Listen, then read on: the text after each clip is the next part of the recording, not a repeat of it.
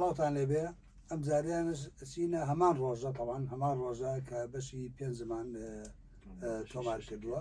ئێستا بەشی 6 تۆمارەکەین بۆیە یەکسەر پێویستیمان بۆ نییە دووبارە قسە لەسەرەوە بکەین یەکسەر دێنە سەر ئەو ئیشانەی کە مامۆستا باسی کردووە وەکو با بڵێن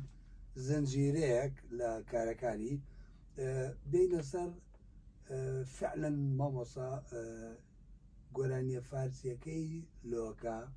لۆکە زایر مەسەلەکە ئەوە نییە منۆ تۆ بە دڵمان بێ یا بە دڵمان نەبێ بەڵام بەڕاستی پانتاییەکی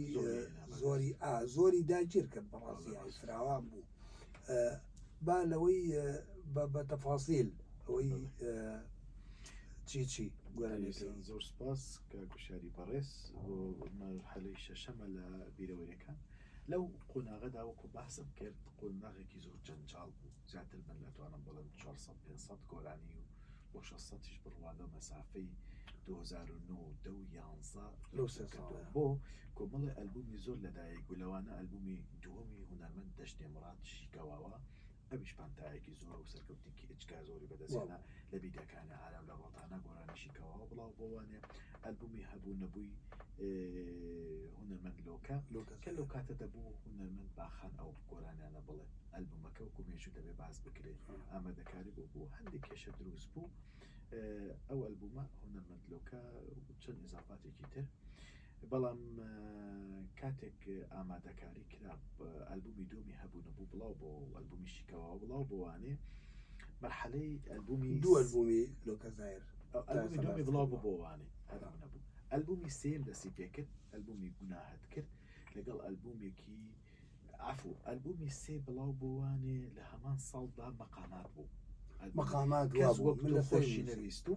ئەلبومێک بوو بەس مەقامات لە 6 مەقامی جیاواز بوو ئەوی سەرکەوتنێکی باشی بەدەستێنا دواتر لەگەڵ هونەرمەند لۆکە زاهید دەستمان بە ئامادەکردنی ئەلبومی چوارەمی هونەرمەند لۆکە کرد لەگەڵ پێنجەمی ئەلبومی چوارەم و پێنجەمی بەیەکەوە دوو ئەلبوم پێکەوە هەر ئەلبومێکیان بەزاراوەی سۆرانی ئەلبومێکیان بەزاراوەی بادینی دوو ئەلبوم هەموو گۆرانیەکان بەڵێ دەعم زۆر بوو پشگیری زۆر بوو هونەرمەند لۆکە لەو کاتە سەیتەرێکی تەواوی لە ساحەکە کرد بوو لە ناوەکان قسەی یەکەمی دەکرد بەڕاستی لە ساحەکەدا دەتوانم بڵێم بازاری زۆر بوو شەریکاتی زۆر پشگیریان دەکردین حتا ئەلبومەکانی تاجکەین ئەلبومی گوناهت کرد گۆرانی چی بەزاراوەی بە زمانی فارسی وترا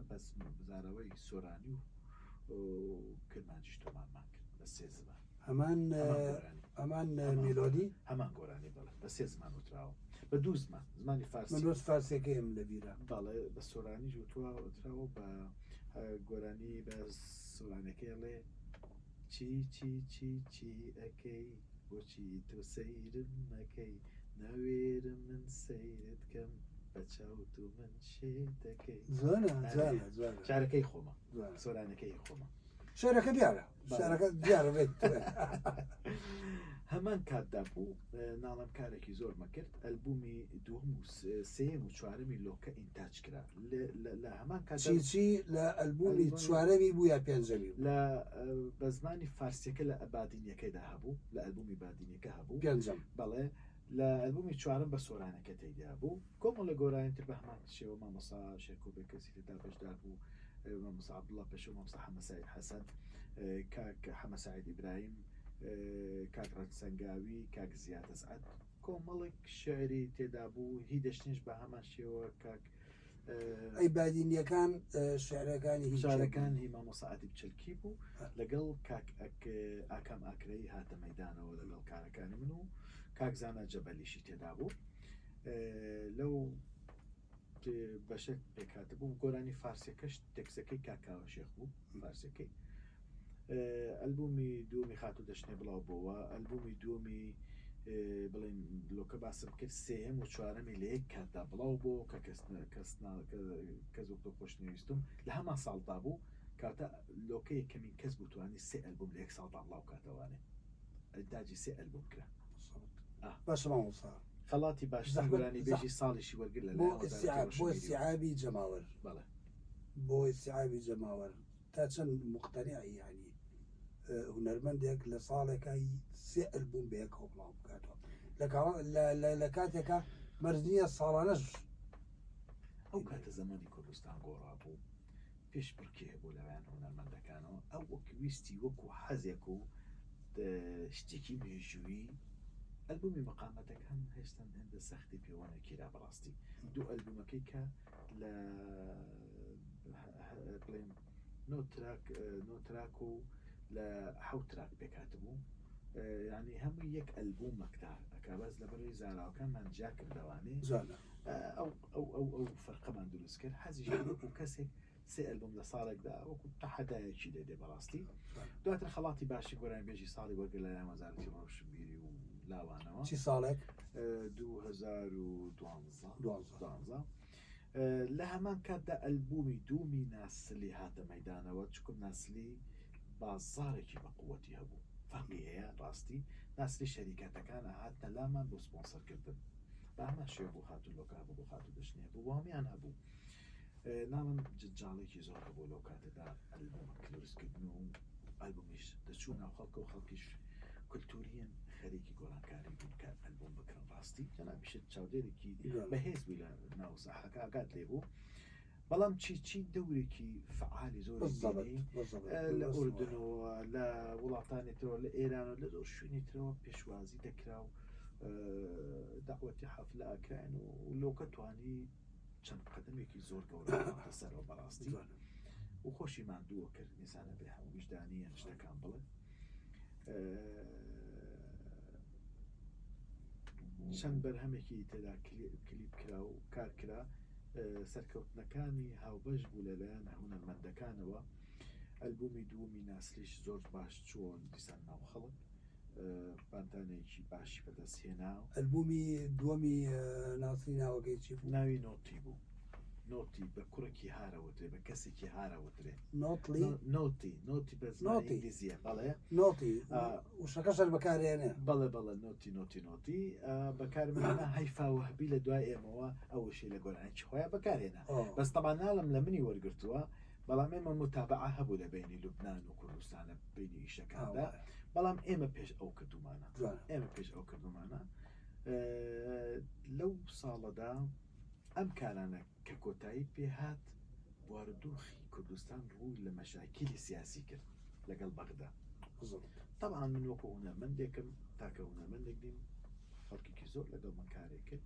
تەئسیراتی ئەجوائی سیاسیش بەسەر منەوە هەیە من دەبێت دەورم هەبێت بێگومان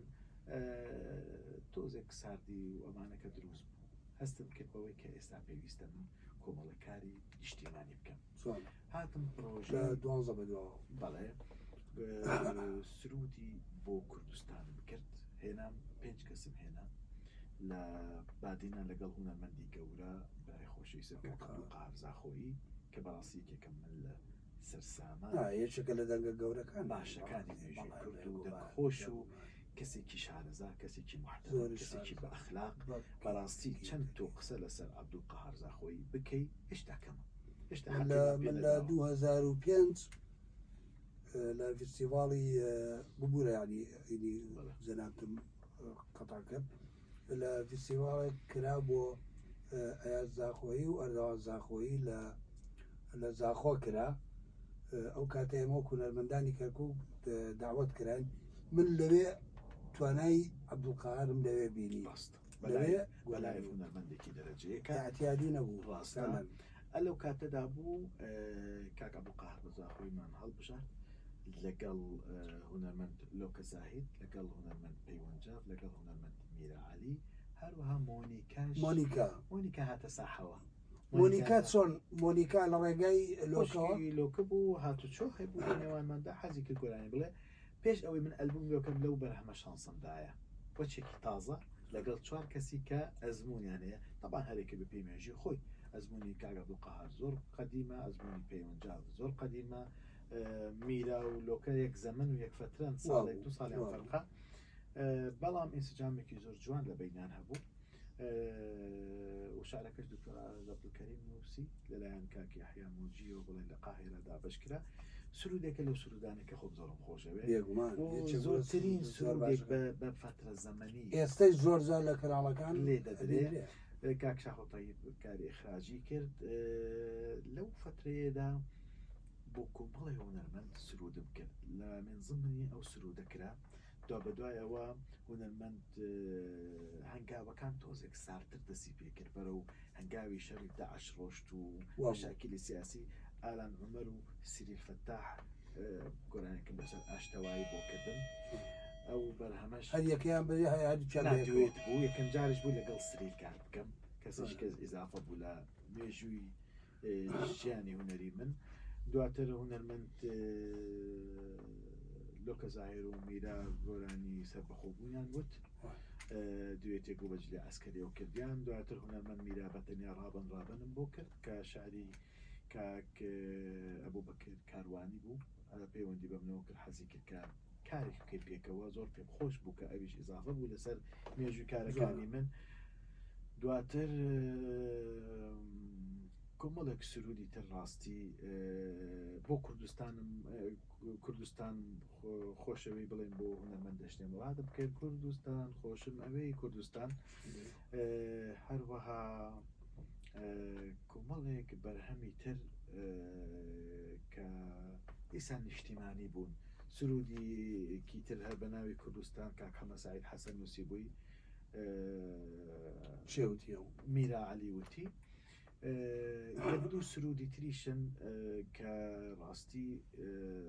لەو حەق بە گەورە زۆرە هەموو ناوەکانم یەکسەر مامۆستا من سەرنجم کۆتۆ سەر شتێکی تر من ئەمانم هەموو ئاگادەیە ئەم شتانە بۆچی بیرت لەوە ناکردەوە مەسەن لەو قۆناغەیە لە ئێستاش بەدواوە مەرج نییە مەبەستم بۆچی بیرت لەوە نەکردوەوە ینی کۆڕاڵێک ینی کۆڕاڵێک وڵی زەمانەکە ئەو کاتە زۆری شتە کرد ئەو کاتە دەکرا بەڵام لە ئێستادا گۆڕاوە بەڵام دیسان کارێکم کرد لەسەر عەشیرەتی هەماوەند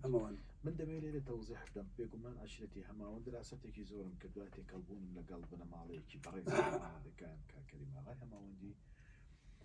لە چەمچەماڵ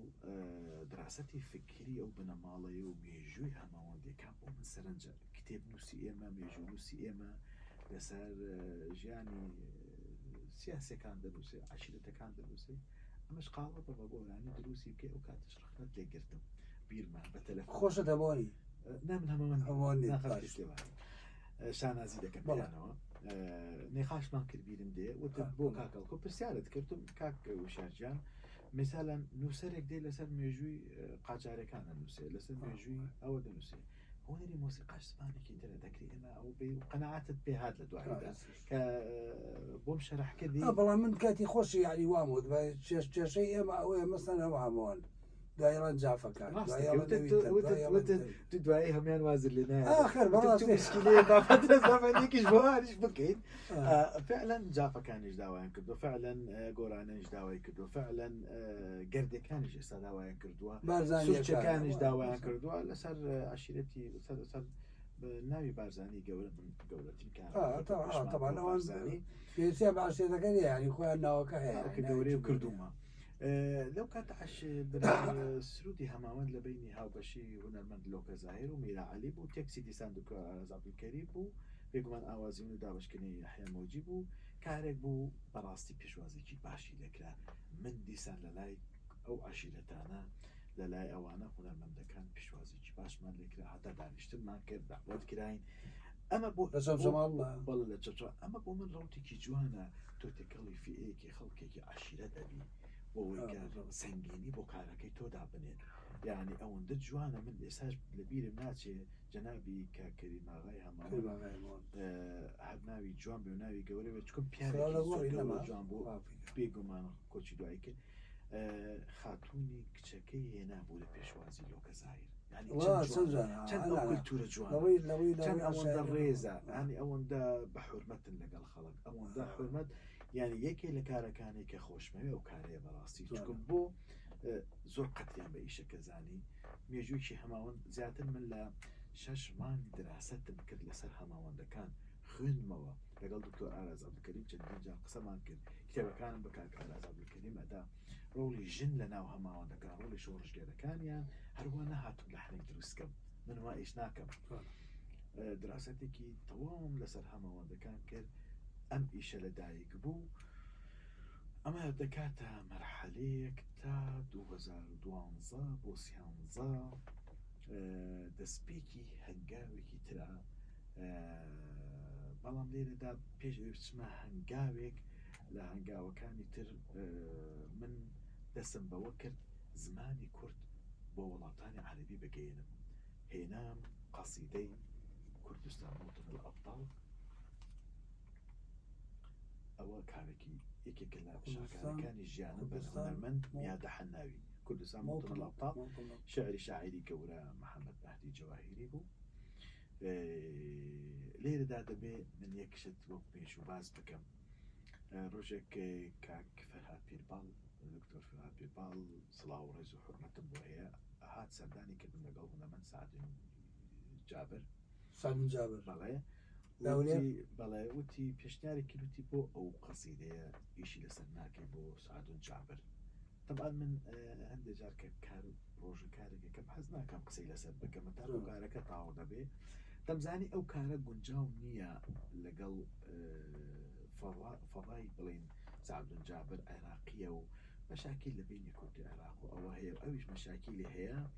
ئەمە دەبێ هونەرمەندێکی تۆپی عەرەب بێڵێ کە ناوی گەورەتر بێ تاریخی گەورەتر بێ بێگومان بەڵام سوپاسی دکتۆر فەرهاد پیرباڵەکەم من دایما ئینسانێکی بە وجدان و بە وەفام قەت ئەگەر بە کەلیمەیەک کەس هاوکاری بکە ئایدیکم داتێ ڕۆڵی لەبیر ناکەم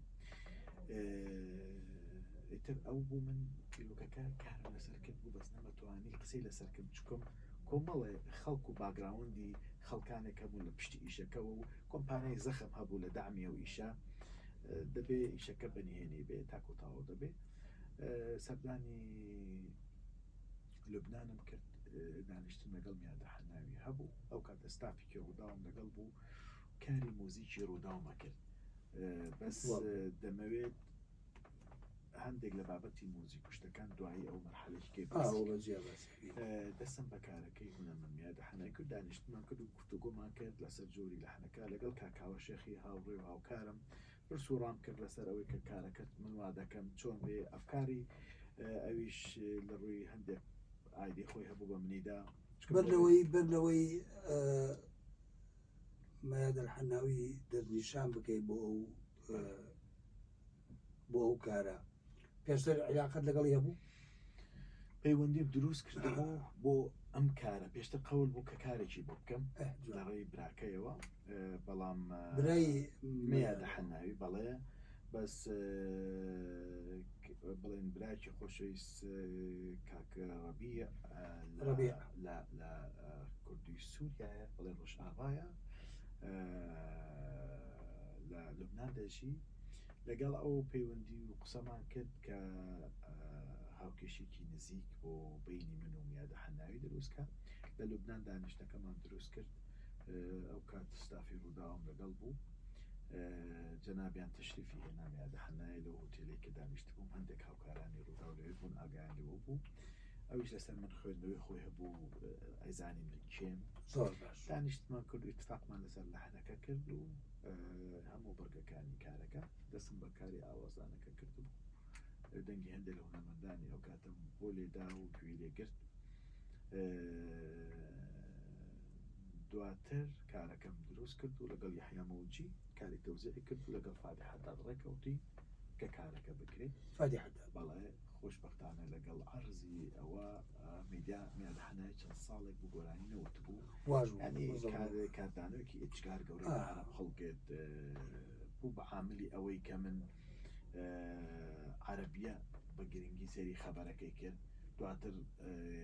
کاری منیان بینی موسقام بۆ تەلەڤیزیۆنی عەرەبی دروست کرد دەرگا بۆ دەرگا ئەکرێتەوە چەند مۆزیکێکم بۆ کەناڵی عەرەبی دروست کردی خەبەری لە مێرەجانی ئەسکەندەری و قاهیرە عەرز کرا خەڵاتی باشی ئاوازانەرم لەسەری وەرگرت کە ئەوەی میادە حەناوی ئەمە بە دەگمنە کە تۆ کاری نیشتیمانی لەسەر کوردستانیش بێ بتوانین لە مێرەجانەکە خەڵاتی پێوەرگری هەر ئەوە عامل بوو ئەوەی بۆ شوهەدای هەموو وەتانی عەرەبی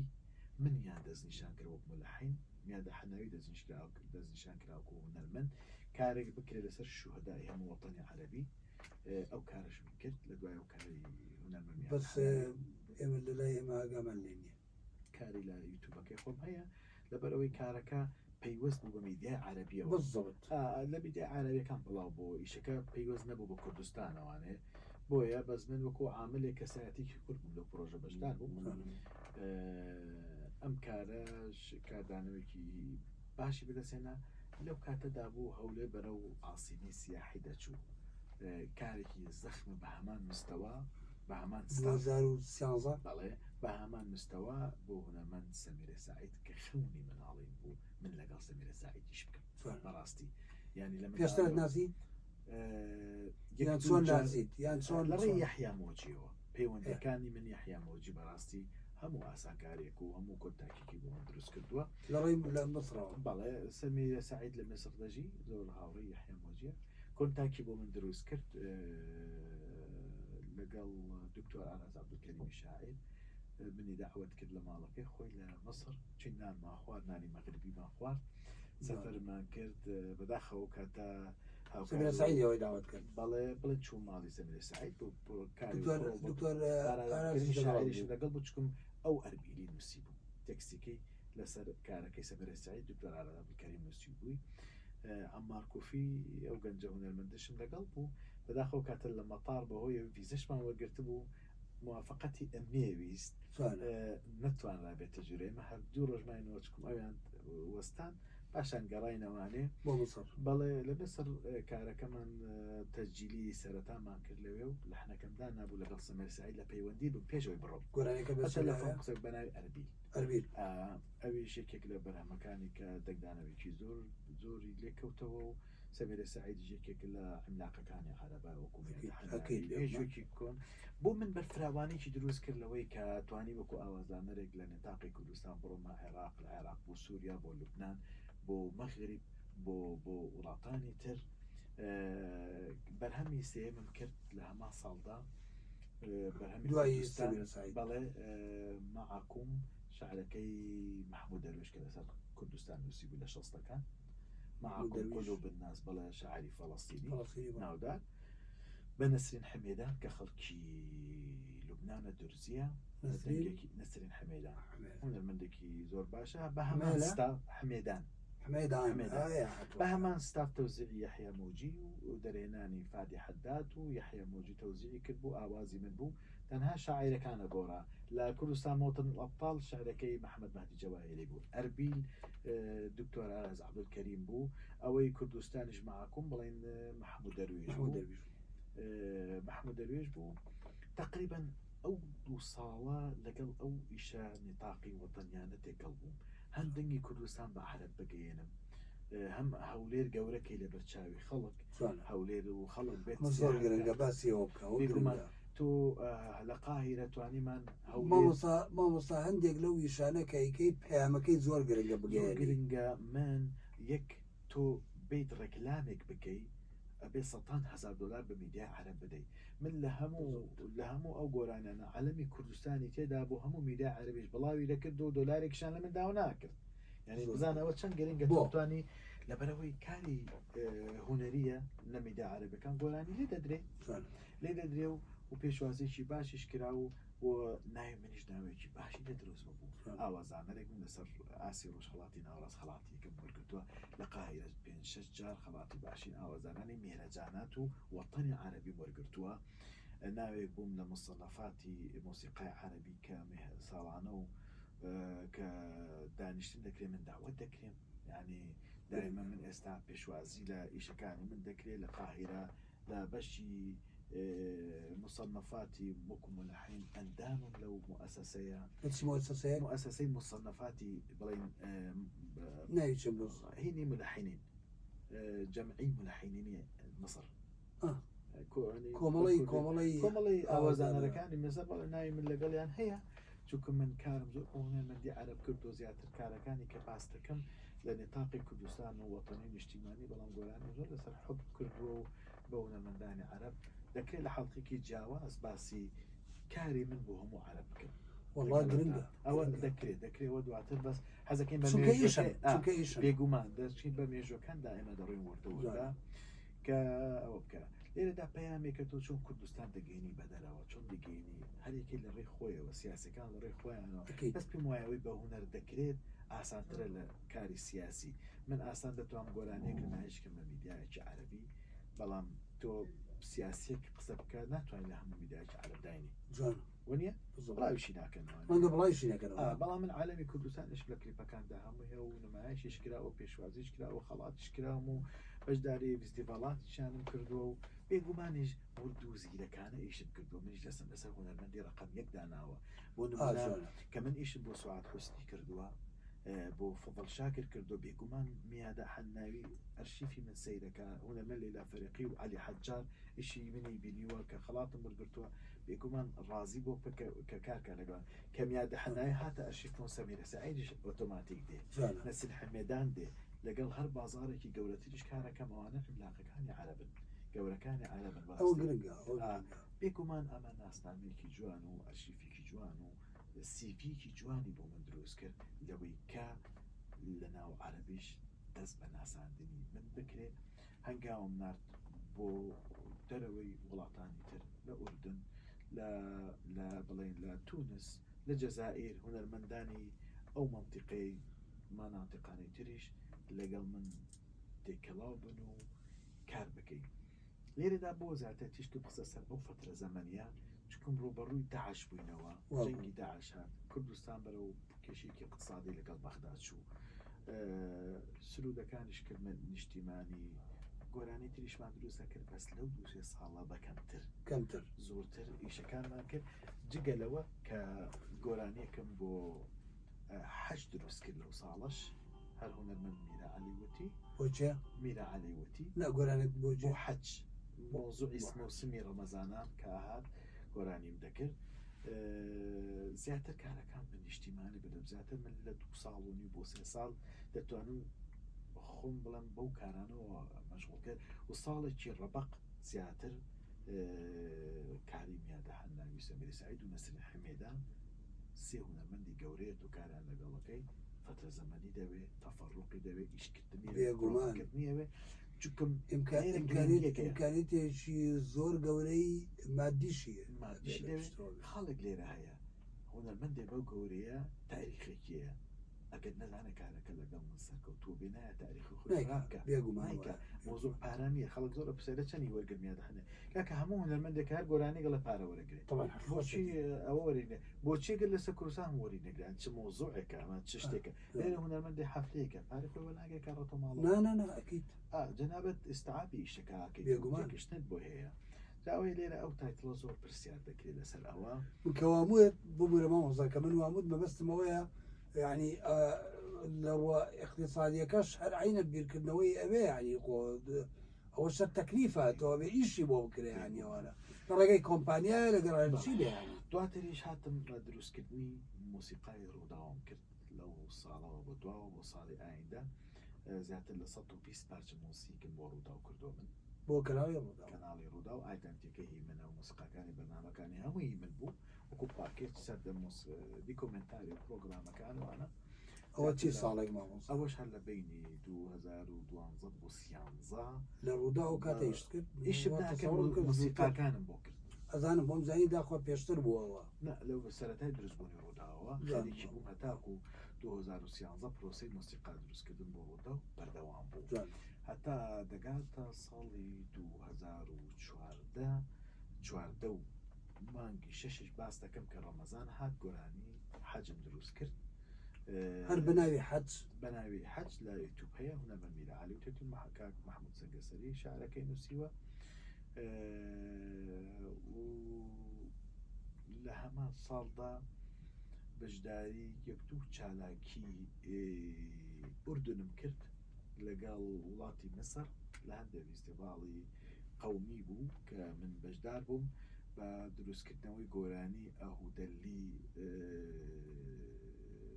موسیقاری گەورە سەید دەروێش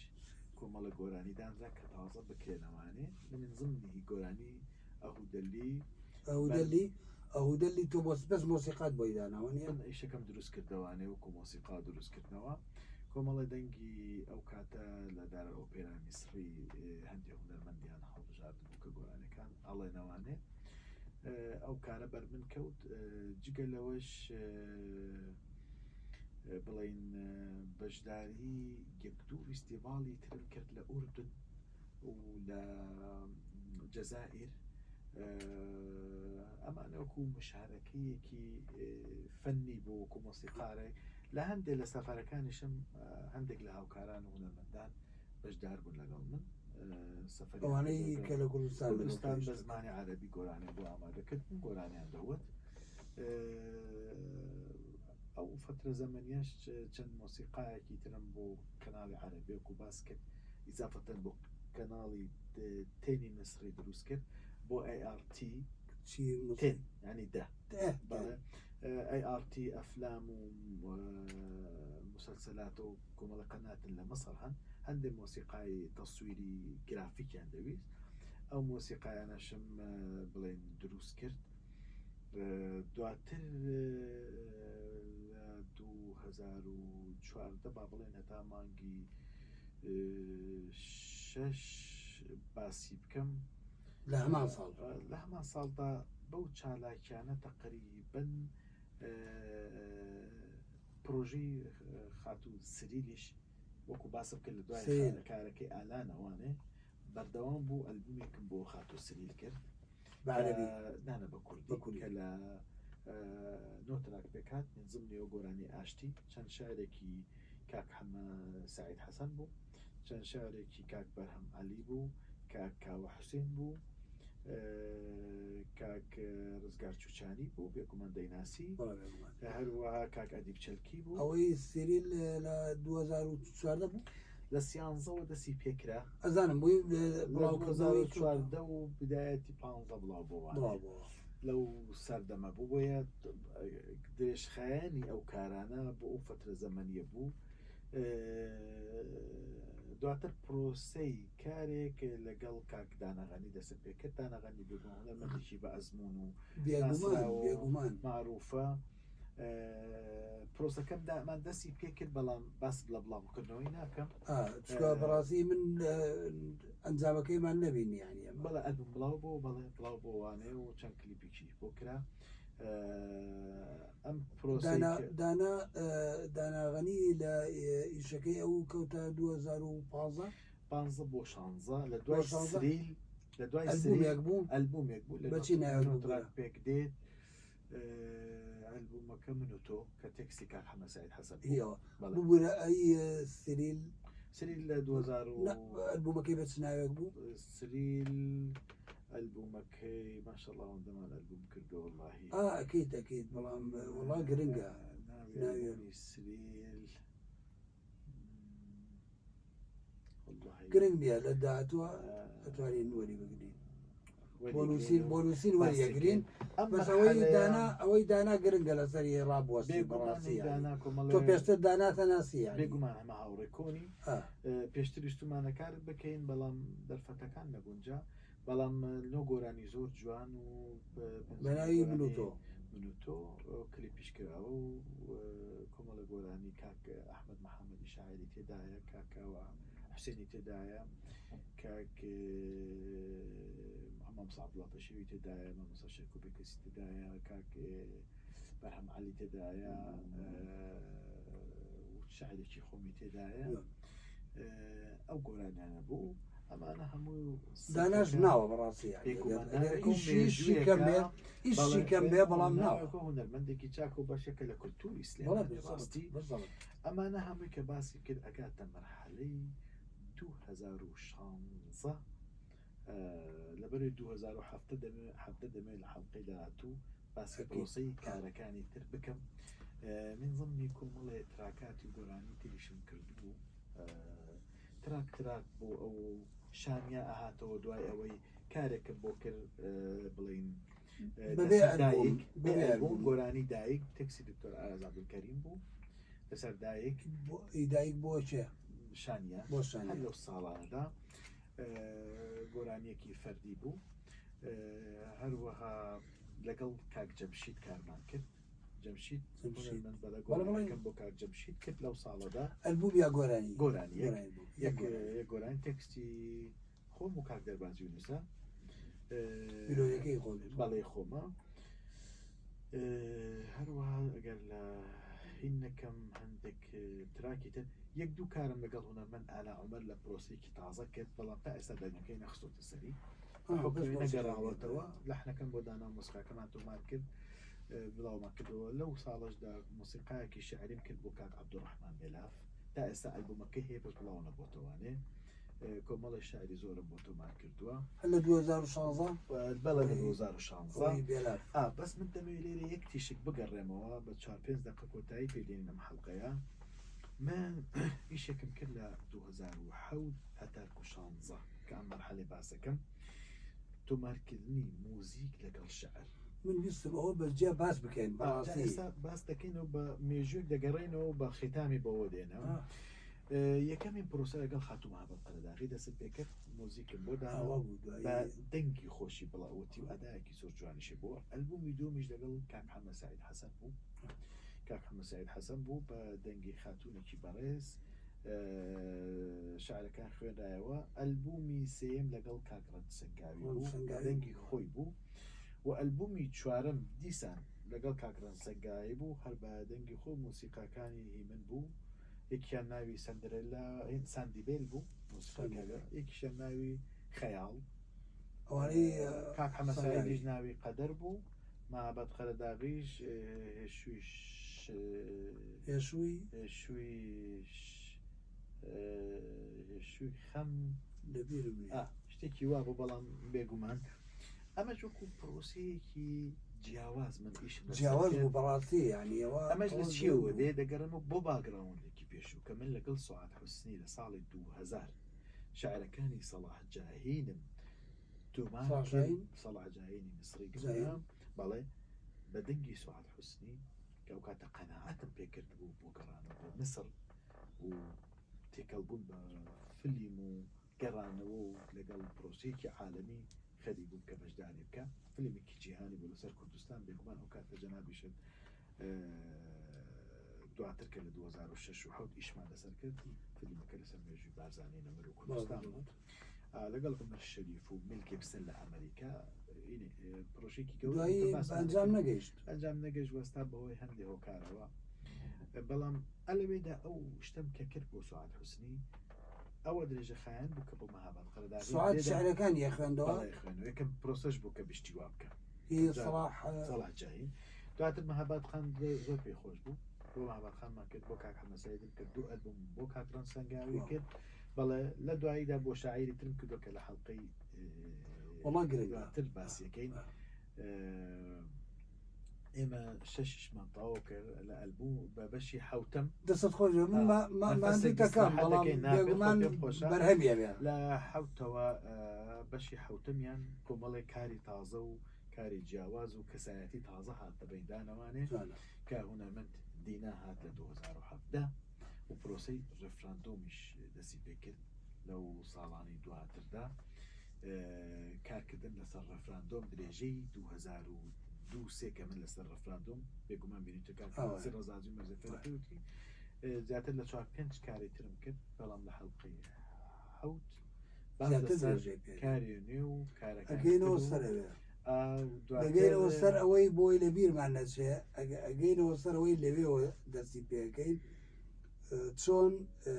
دەچنێ لە تۆ دوورکەوتەوە لۆکە چۆن لە تۆ دوورکەوتەوە ئەلەوێەوە حەزەکە من بە 2 دقەیەک ئاماژە بۆ لەبەرەوە لەگەڵ هەر هونەرمەندێک من گرێبەستە نییە گرێبەست نییە ئەوە تێگەم ئەوە تێگەم ئازادەکە لەگەڵ کارەکە بڕوە ئیشی لەگەڵ کاری خۆکە ئەزانم بەڵام شتێک ناشارمەوە هەمیشە غیرەکان زۆرە لە بینی ئافرەتەکان ناشمێ بچم بەو هینە بکەم ممکنە دەشنێ خەون و خەیاڵێکی خۆی هەبوو بێ لە تەلەڤیزیۆن و کاری تر بکارەوانم ئازادە من هیچ عاجز نیم بە هیچ کەسیشان ئەوە ئەزانم لەو ڕۆوە ناڵم بەڵام بەلا بۆ بیرەوەریەکان گرنگە ئیشارەت بۆ بکەی کە لە چی ساڵێک مەسەڵ ئەوە لە دوای ئەو پرۆسەی کە کۆتایی هات ئەلبومی سێمم بۆ دەشتێ کرد ئەلبومی سێمی بۆ دەشتێ کرد فریشتەی میهرەبان پێش ئەوەی پرۆسەی میادە حەنایەوان دەست پێ بکەم ئەلبومی سێمی خات و دەشتێ دوایەوەی تر ئەو دابڕایی دەست پێک ئەلبومی سێمی تەواو بوو دەستمان بە ئەلبومی شەشەمی خاتولۆکە کرد سێ گۆرانیمان لە گۆرانەکان تۆمار کرد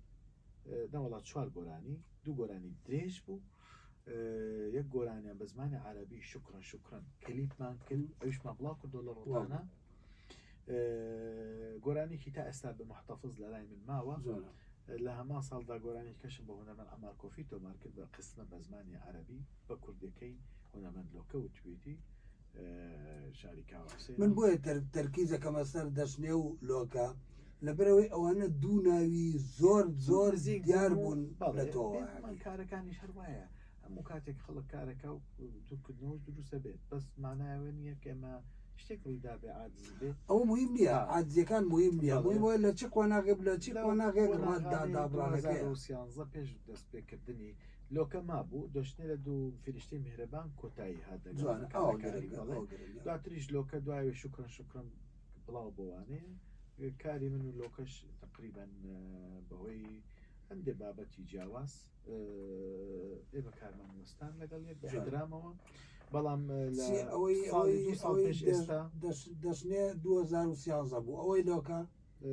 لە تا چواردەمە کارمانە کرد پێکەوە لە چواردە شکرنمان بڵاو کردوانێ سێ گۆرانی لەو گۆرانانەی کە تۆمارم کردەوە 2 ساڵ پێش ئێستا لە یوتیوبی خۆمەوە بێگومان بە ڕەزامەندی هەردوولا بڵاومان کردەوە بە گرافیک و گۆرانێکیشی تا ئێستا محتەفزە لە لای من ماوە بڵاو نەکراوەتەوانەیە مێژوو بڵاوی یەکاتەوە نازانم چۆن دەبێت ئەو کارانە تا 2017 من گەشتم لە حەڵقەی حوتم لە 2017 دەست پێ هاتنە پێشەوەی هونەرمەندێکی تر کە دینایە و چەند هونەرمەندێکی تر و باسم لە کۆمەڵی هونەرمەندی تر نەکرد کە مثالەن نمونە هونەرمەند حەسنامەتەر هەیە خەڵکی لوبنانە گۆرانێکم بەسەر پێشمەرگە بۆ کرد حەیڕوژال پێشمەرگە لە 2016 بووە 14 و 15 ئەو مەشاکیلانی داعشوانە هەروە گۆرانی عیدەک کوردستان و گۆرانی لات خەلیلی جەن عیدەک گۆرانی لات خەلیلی جەن یەکەم لقائی من و حەسنامەتەر بوو هەروەها هونەرمەندێکی کە بە ناوی ئێلیس فەراح خەڵکی لوبنانە ئێلیس ئەویش گۆرانێک بە ناوی یەک و دوو کوردی و عەرەبی بوو بەدەرهێنا نیفادی حەداد بوو ئەم کارانە من ضمنی کارەکان دێن هەندێک جار لە کە باسیەکەی یادەوەری دەکەوێتەوانێ 2017 قۆناغێکی ترە باسی ڕەفراندۆم باسی هونەرمەندی نوێ و لە کورد و لە عەرەب و هەندێک کاری تر زۆر سوپاس دەست خۆش بێت بژیت